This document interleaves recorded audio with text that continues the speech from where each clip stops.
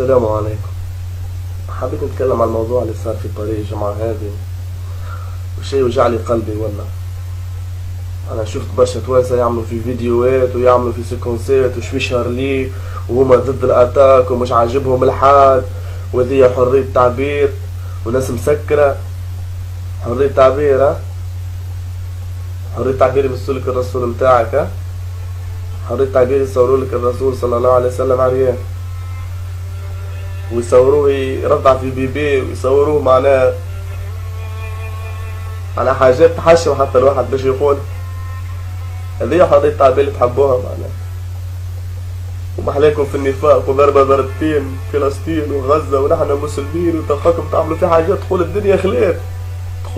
تقول تونس تشرفني أنا كنت تونسي كي نشوف الحكايات اللي تعملوا فيها، وتجيبوا في أهم حاجة اللي هي معناها الرسول صلى الله عليه وسلم، اللي هو أبوك وبابا وأمي وأمك، اللي هو أحد اللي باش يشبع فيك نهار آخر.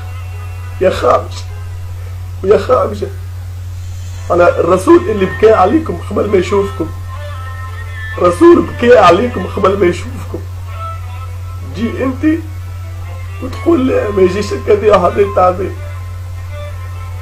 هذه حرية تعبير اللي تعلمتها في دينك معناها، هذه اللي علموها لك أمك وأبوك. هذه حرية تعبير اللي تقول أنت أنا مسلم. أنا قمة الدناء معناها صارت الحكاية معناها في ويلز، معناها صارت في الدنمارك، وقلنا بي ويش نعملوا لما هذوما يكرهونا ويهود بلا بلا. يصير في فرنسا معناها اللي نصها مسلمين، اللي خويا غادي واختك غادي وفاميلياتنا معناها، وعندنا برشا حكايات غادي. ليش حبوا يمسوك المرة هذي؟ حبوا يشوفوك اش تقول انت، حبوا يروحوا بيك،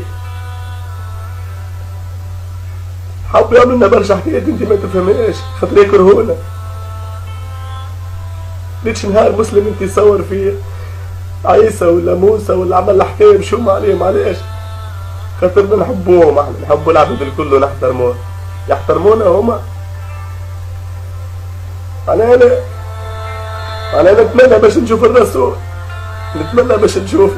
انا ما نصليش ولا عمري صليت ونذكر كل شيء، لكن هما نقعد مسلم الداخل.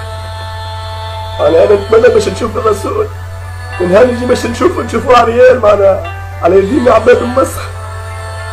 نهار باش نشوف الرسول نشوف يطلع في بيبي وسفناري وبجن على رؤوسكم يا كلاب يا مسخين. طول عليكم، محمد يقعد اشرف منكم صلى الله عليه وسلم. تكرهوا ولا تحبوا، نقعدوا خير منكم. تشرفش بيكم يا توانسة.